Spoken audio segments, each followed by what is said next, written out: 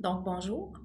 On va parler aujourd'hui de vaccination des 5 à 11 ans contre la COVID-19. Donc, je suis Chantal Sauvageau, je suis médecin spécialiste en santé publique et médecine préventive à l'Institut national de santé publique du Québec et également à la Direction régionale de santé publique dans la capitale nationale. Je suis aussi professeure à l'Université Laval, chercheur dans le domaine de la vaccination au Centre de recherche du CHU de Québec. Puis, je suis un membre actif du comité sur l'immunisation du Québec. Je n'ai pas de conflit à déclarer. Les objectifs de la présente capsule de formation visent, dans le fond, à tenter d'aider les travailleurs de la santé, particulièrement les vaccinateurs, à comprendre les raisons, les motifs qui ont amené la recommandation du Comité sur l'immunisation du Québec, que je vais souvent mentionner comme étant le SIC, concernant cette vaccination des enfants contre la COVID-19 là, qui ont entre 5 et 11 ans, connaître les différentes données d'efficacité, de réponse immunitaire, de sécurité qui sont disponibles sur ce sujet-là, répondre aux questions des patients, des collègues, puis savoir où trouver le dit avis du SIC et d'autres informations complémentaires sur le sujet. En guise de contexte, juste on recule, donc en décembre 2020, la vaccination des jeunes adultes et des personnes âgées a débuté ici au Canada et plus précisément le 14 décembre au Québec. La vaccination a pu être élargie aux 12 à 15 ans en mai 2021, puis avec le vaccin Moderna plutôt à la fin de l'été. Puis, plus récemment, donc avec l'homologation par Santé Canada d'une formule pédiatrique, et je vais y revenir, du même vaccin de Pfizer BioNTech pour les enfants de 5 à 11 ans. S'en est suivi la même journée une recommandation du Comité canadien, donc le Comité consultatif national sur l'immunisation pour la vaccination des 5-11 ans. Un rapport, un avis qui est très similaire à celui qui, dans le fond, est l'avis sur lequel porte la présente capsule de formation, l'avis du SIC du 23 novembre dernier. Puis, il y a le lien ici pour plus d'informations. Donc, le fardeau de la COVID-19 chez les jeunes de 5 à 11 ans, si on regarde l'ensemble de la littérature scientifique internationale, on voit que les enfants, s'ils sont exposés au virus, comme on l'est nous comme adultes, bien, ils ont aussi la même susceptibilité d'être infectés que nous. La bonne nouvelle, par contre, c'est que contrairement aux adultes et particulièrement aux personnes âgées, ils font des formes beaucoup moins sévères de la COVID-19. Les hospitalisations sont vraiment très peu fréquentes dans ce groupe d'âge-là, puis les décès excessivement rares, voire absents jusqu'à maintenant dans ce groupe d'âge-là au Québec. On va le voir à la diapo suivante. Puis, au niveau du variant Delta, celui qui est prédominant là, ici et ailleurs actuellement, a amené une hausse des cas, à la fois chez les enfants et les adultes. Donc, il est plus transmissible. Il est aussi plus sévère chez les adultes et les personnes âgées, mais la bonne nouvelle encore, c'est qu'il n'a pas augmenté la sévérité chez les enfants. Donc, justement, au Québec, on peut lire dans l'avis du Comité sur l'immunisation du Québec qu'en date du début de la pandémie jusqu'au 16 octobre, il y avait 34 000 cas de COVID-19 déclarés, donc qui ont été rendus disponibles là, et dans nos données de surveillance. On sait qu'il y en a quelques-uns qu'on manque. Il y a eu peu d'hospitalisations, donc 52, et c'est le groupe d'âge pour lequel on a le taux d'hospitalisation le plus bas. Les 0-4 ans en ont davantage, puis les adolescents aussi, et ça, c'est sans parler des adultes et des personnes âgées. Mais parmi les moins de 18 ans, c'est le groupe pour lequel il y a le moins d'hospitalisation. Il n'y a eu aucun décès parmi ces 650 000 enfants, comme je le disais tout à l'heure. Puis, il y a eu un seul décès dans le groupe des adolescents. Plus récemment, juste si on compte un mois de plus, jusqu'au 22 novembre, il y avait 40 600 cas de COVID dans ce groupe d'âge-là, qui est le groupe présentement à l'automne 2021 qui est le plus touché par la COVID-19 en termes de cas. Plusieurs questions. Les gens se demandent, est-ce qu'il y a des enfants plus à risque d'avoir des formes graves ou sévères de la COVID-19? Donc oui, les enfants qui ont certains problèmes de santé préexistants comme l'obésité ou des maladies neurologiques, respiratoires ou cardiaques, un peu les mêmes facteurs de risque que chez l'adulte, ont un risque supplémentaire de faire des formes graves de la COVID-19, mais ça demeure quand même rare que les enfants aient des comorbidités ou pas. Les formes légères sont quand même en très grand nombre et la très grande majorité des cas. Mais il y a un petit risque supplémentaire pour les enfants qui ont des problèmes préexistants. La principale complication qui peut survenir chez les enfants, donc la forme grave qu'on redoute le plus, c'est le syndrome inflammatoire multisystémique de l'enfant, qu'on lit souvent SIM en français ou MIS-C en anglais. Ça demeure rare, mais c'est un syndrome qui peut toucher par son inflammation plusieurs organes vitaux et quand même menacer là, la santé, la vie des enfants. Certains décès ont été répertoriés. Ça demeure rare. L'enjeu aussi, c'est que ça survient souvent quelques semaines après l'infection. Donc, on pense que tout est beau, l'enfant n'a plus ses symptômes de l'infection aiguë, puis finalement, ça se met à moins bien aller quelques semaines après. Donc, il faut allumer, il faut y penser, il faut consulter. Donc, ça peut être ce syndrome-là qui peut survenir après d'autres types d'infections, mais qui a été bien décrit après la COVID-19. Par exemple, en France, qui ont un bon système de surveillance pour suivre ces syndromes-là, il y avait quand même près de 700 cas en lien avec la COVID-19 là, entre mars 2020 puis octobre 2021. Puis ils ont estimé l'incidence cumulée à 5 cas par 100 000 jeunes de moins de 18 ans. L'autre élément, c'est que la prévalence de ce syndrome-là est particulièrement dans le groupe qui nous intéresse ici. L'âge médian en France était de 7 ans et dans des données récentes canadiennes, l'âge médian était de 6 ans. Donc, c'est vraiment le groupe là, des 5-11 ans qui est touché par ce syndrome-là après l'infection. Donc, ça demeure rare, mais c'est un syndrome grave.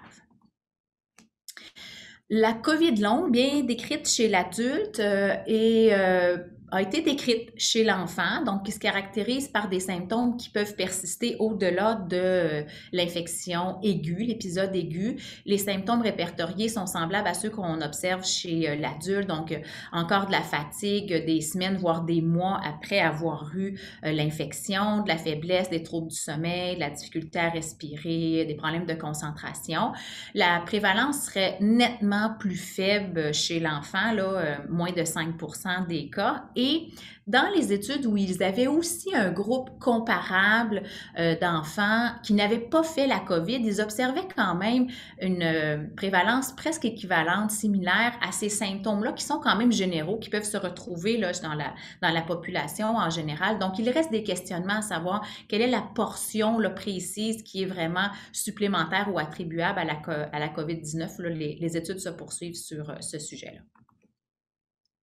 Donc ça, c'était la portion sur le fardeau de la maladie chez les enfants. On va maintenant passer à ce qu'on connaît au niveau du vaccin, qui est maintenant homologué, donc dans la formule pédiatrique, le même vaccin de type ARN messager, mais avec un dosage 3 fois moins que ce qu'on observe chez l'adulte, donc avec 10 microgrammes au lieu de 30 microgrammes.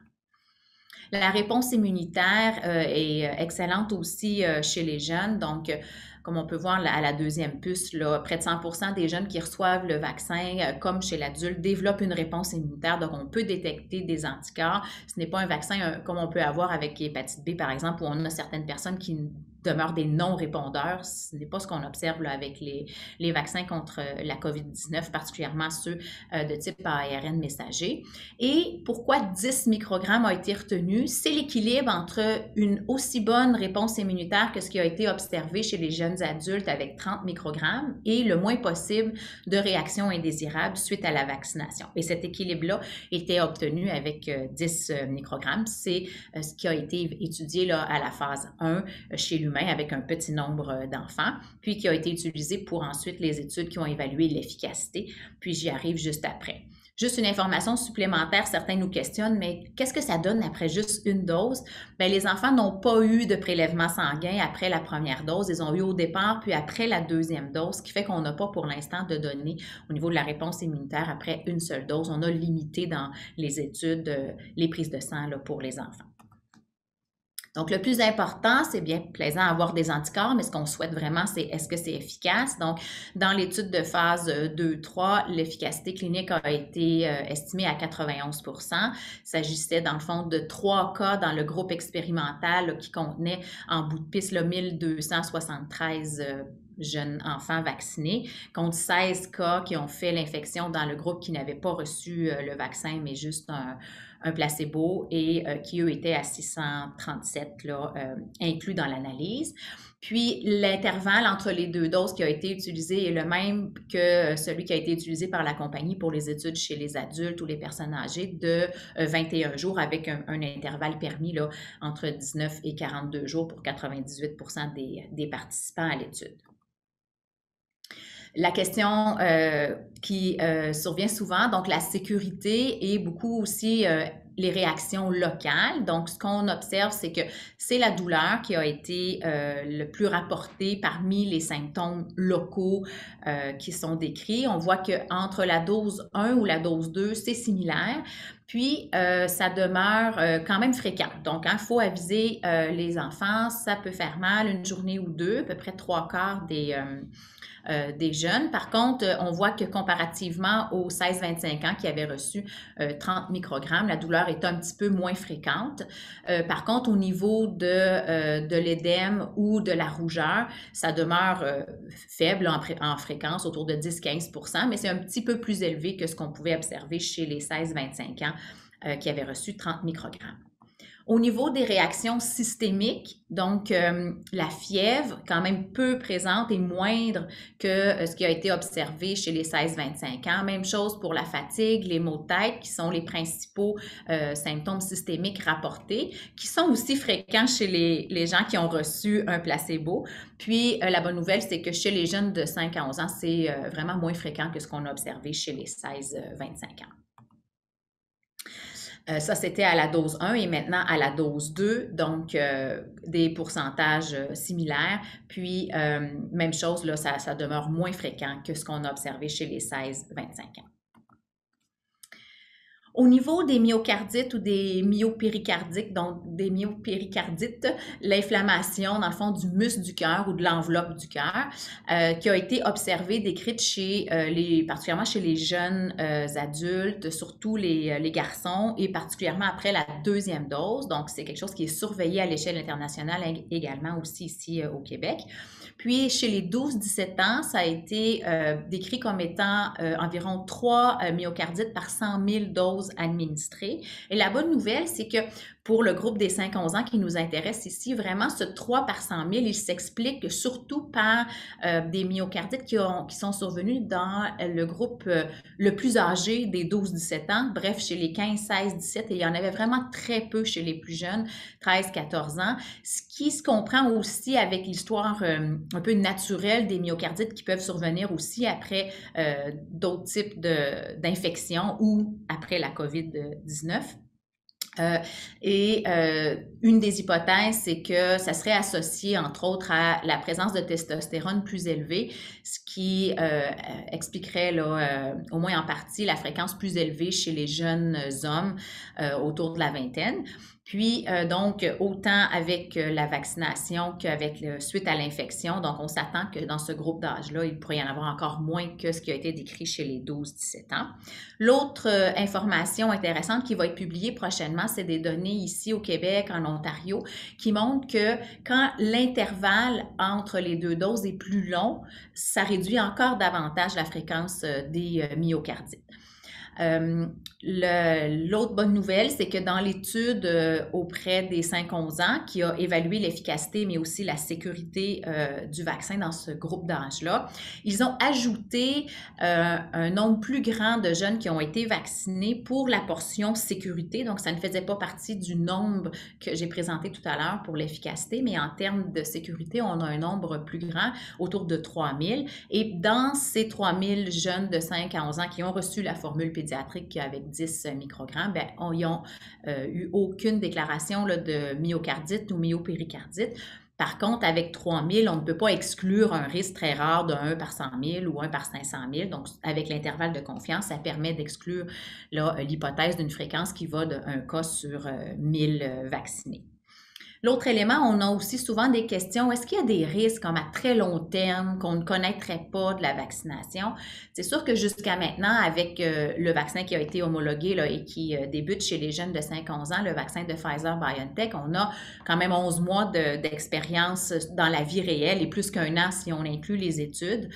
De suivi avec des centaines de millions de doses de données à l'échelle internationale et une surveillance très accrue là, par les différents pays qui ont des bons systèmes de surveillance en place. Et jusqu'à maintenant, il n'y a pas d'effet à plus long terme. Et si on comprend l'histoire de l'ensemble des vaccins, les effets secondaires qui peuvent arriver après, généralement surviennent dans les jours, semaines, voire mois qui suivent la vaccination. Si on pense par exemple aux risques rares, mais associés à certains vaccins de syndrome de Guillain-Barré, mais ça survient dans les semaines qui suivent la vaccination, mais il n'y a pas un pop-up d'un effet indésirable 10 ans après qui est arrivé. Donc, on n'a pas le recul de 10 ans pour la vaccination contre la COVID-19, mais l'expérience avec d'autres vaccins est quand même très rassurante. L'autre élément qui a été regardé lors des discussions au Comité sur l'immunisation du Québec, c'est l'impact potentiel de la vaccination des 5-11 ans sur l'ensemble de l'épidémiologie. Et donc, la modélisation réalisée par l'équipe de Marc Brisson à l'Université Laval a montré que la vaccination des enfants de 5-11 ans pourrait apporter des bénéfices directs dans ce groupe d'âge-là, principalement en réduisant les cas. C'est, on a vu tout à l'heure, le groupe qui est le plus touché dans les derniers mois par la COVID-19, mais quand même peu d'impact pour leur groupe au niveau de la diminution d'hospitalisation, puisqu'ils en ont déjà très peu avant la vaccination. L'autre élément, c'est que cette vaccination des 5-11 ans a le potentiel de diminuer la transmission qui, elle, pourrait réduire les perturbations liées à la gestion des éclosions dans les écoles avec les fameuses mesures au niveau de l'isolement, des cas, des contacts, la fermeture des classes et de certaines mesures sanitaires. Puis également, la vaccination des enfants dans la modélisation montrait que ça pourrait atténuer les conséquences d'une réduction de l'efficacité à travers le temps si, par exemple, la vaccination devient un peu moins efficace ou si, malheureusement, un nouveau variant entre qui aurait une moins bonne capacité des vaccins là, à pouvoir le combattre, donc ce qu'on appelle un échappement vaccinal, qu'on imagine partiel et non complet. Pour l'instant, on sait que la vaccination fonctionne bien contre le variant Delta, mais ce n'est pas garanti pour les futurs variants. L'autre élément qui a été regardé, c'est l'acceptabilité potentielle des parents et des jeunes. Et avec les études réalisées par l'équipe de FDUB, on a vu qu'il y avait quand même en octobre, donc avant l'homologation et les recommandations des comités d'experts, quand même autour de 20% des parents qui se disaient totalement en désaccord avec cette vaccination-là. On avait vu aussi des pourcentages un peu moindres, mais quand même plus élevés que ce qui s'est réalisé sur le terrain avec les adolescents. Donc, au printemps dernier, on voyait aussi avant les recommandations puis le début de la campagne de vaccination auprès des 12-17 ans, une certaine réticence dans ces mêmes sondages qui après, finalement, là, sur le terrain, on a vu que la couverture vaccinale était plus élevée. Et les craintes ou ce qui amène les parents à hésiter, c'est surtout les données, est-ce qu'on a suffisamment de données au niveau de la sécurité? Puis, il questionne aussi, certains, l'utilité de la vaccination dans ce groupe d'âge-là. Donc, avec ces différents éléments-là qui ont été évalués aussi au niveau du comité canadien, eux, ils ont recommandé, donc en date du 19 novembre, qu'une série complète, donc de 2 doses du vaccin de Pfizer-BioNTech à 10 microgrammes puisse être proposée aux enfants de 5 à 11 ans qui ne présentent pas de contre-indication au vaccin. Les contre-indications sont rares, surtout au niveau des allergies, mais bien sûr, il faut en tenir compte, avec un intervalle d'au moins 8 semaines entre la première et la deuxième dose. Puis maintenant, donc avec plus de détails, les considérations, mais qui ont été sensiblement les mêmes au niveau du comité canadien, mais le comité québécois a fait dans le fond son analyse de façon indépendante de son côté. Les éléments principaux qui ont été pris en considération, donc le fardeau présent, mais quand même limité en termes de complications, là. Peu d'hospitalisation et pas de décès là, au Québec chez les jeunes de 5 à 11 ans, mais une fréquence élevée des cas dans ce groupe d'âge-là dans les derniers mois. La présence rare, mais grave d'un syndrome, là, le syndrome inflammatoire multisystémique de l'enfant qui peut survenir chez les enfants qui font la COVID, donc l'infection à la COVID-19. La COVID longue qui a été décrite, mais comme je l'expliquais tout à l'heure, la portion attribuable à la COVID-19 reste encore à préciser. L'impact de la COVID et des interventions de prévention de contrôle associées à l'infection qui ont des conséquences bien décrites au niveau psychosocial et aussi au niveau des familles, de l'organisation scolaire, etc. Bon, au niveau du vaccin, des données fort intéressantes au niveau de l'efficacité dans ce groupe d'âge-là. Également, la fréquence des réactions systémiques, donc fièvre, fatigue, céphalée, moindre dans le groupe des 5 à 11 ans en comparaison avec les 16-25 ans qui, eux, avaient reçu 30 microgrammes. Bon, la bonne nouvelle qu'ils n'ont pas vu de myocardite après la vaccination dans le groupe des vaccinés, là, les 3000 enfants pour lesquels on a des données dans l'étude de phase 2-3, mais qu'avec cette taille d'échantillon-là, ce n'est pas possible d'exclure un risque de 1 par 1000 enfants vaccinés. On se rappelle que chez les 12-17 ans et essentiellement chez les 15-16-17, là, le taux était de 3 par 100 000 doses administrées, donc un phénomène présent mais quand même rare, et très peu chez les 13-14, donc une bonne possibilité là, que chez les 5-11 ans, ce soit même moindre. Des données qui vont être publiées bientôt au Canada là, qui montrent un risque plus faible de myocardite lorsqu'un intervalle est plus grand entre les deux doses. On sait que les myocardites surviennent surtout après la deuxième dose et donc dans une moindre ampleur lorsque cette deuxième dose-là n'est pas donnée rapprochée, mais avec quelques semaines d'intervalle. Puis, les prédictions de la modélisation mathématique qui considèrent que oui, une vaccination des jeunes de 5 à 11 ans, particulièrement si elle pouvait débuter avant la période des fêtes, ce qui est le cas là, au Québec, pourrait avoir un réel potentiel de réduire la transmission de la COVID-19 dans l'ensemble de la population et un gain sur l'immunité de groupe.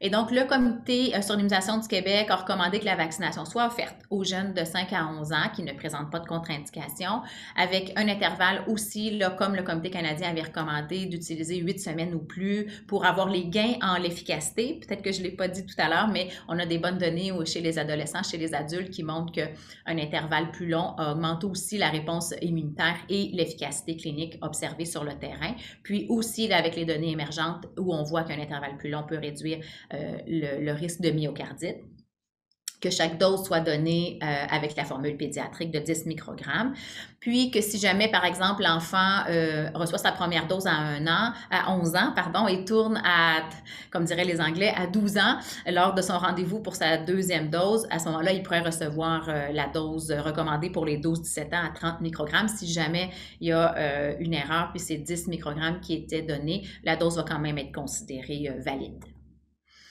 Quelques précisions pour des groupes plus particuliers. Donc, si un jeune a déjà fait la COVID, ça a été confirmé par un testan ou appelé aussi parfois PCR, et que ce jeune n'a pas d'immunosuppression, on va recommander une seule dose et ça va être jugé tout à fait suffisant. Pour les enfants qui auraient fait malheureusement la complication d'un syndrome inflammatoire multisystémique de l'enfant, le SIM, après une infection antérieure, on va recommander que oui, la vaccination puisse lui être proposée, mais d'attendre 90 jours après le diagnostic qui a été posé de ce syndrome-là, puis que l'épisode aigu là, soit bien terminé. On n'a pas de données spécifiques de co-administration de la vaccination, donc de donner d'autres types de vaccins en même temps que la COVID-19 dans ce groupe d'âge-là des 5 à 11 ans.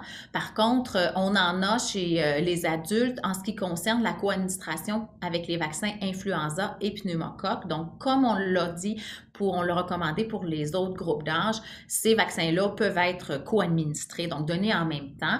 Pour les autres vaccins, on recommande, quand c'est possible, d'avoir un 14 jours avant ou après les différents vaccins, puisqu'on n'a pas de données. Par contre, avec l'ensemble des autres vaccins, on sait qu'il n'y a pas d'enjeu soit d'innocuité ou de réponses immunitaires différentes, mais puisqu'on n'a pas de données avec les autres vaccins, on recommande que quand c'est possible, ils ne soient pas donnés en même temps, sauf, comme je le disais, pour influenza ou pneumocoque, où on en a des données. Mais dans tous les cas, on juge que c'est plus dommageable de retarder une vaccination et que la personne risque de ne pas l'avoir que de le donner, même si, par exemple, ça fait 7-8 jours qu'il y a eu un autre vaccin, la personne est devant nous, on va recommander quand même qu'il puisse avoir sa vaccination contre la COVID-19 et inversement également.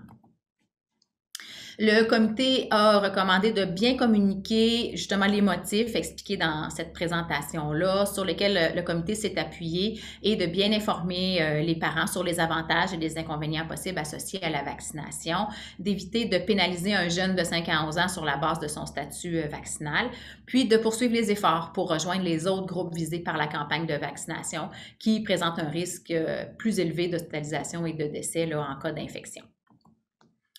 Donc, l'avis du Comité sur l'immunisation du Québec est disponible en ligne. Également, l'avis du Comité canadien, la norme de pratique au Québec en vaccination, le protocole d'immunisation qu'on vous invite à regarder régulièrement, qui est mis à jour très fréquemment. Un question-réponse qui contient beaucoup de questions, mais aussi donc beaucoup de réponses, beaucoup pour les particularités. Vous avez des questions donc plus précises. Vous allez trouver les réponses dans le document question-réponse disponible sur le site du ministère. On a mis le lien. Puis, il y a également la formation disponible là, sur la formation continue partagée sur l'ENA, qui est dans le fond obligatoire pour les nouveaux vaccinateurs qui vaccinent contre la COVID-19. Je voulais, avant de terminer, vraiment remercier Gabrielle Asselin, conseillère en soins à l'Institut national de santé publique, pour son aide pour la réalisation de cette présentation, puis l'ensemble des membres du Comité sur l'immunisation du Québec pour les riches discussions, et également les collaborateurs là, à l'élaboration de l'avis. Les noms peuvent être retrouvés dans l'avis du Comité sur l'immunisation du Québec. Alors, je vous remercie beaucoup pour votre écoute.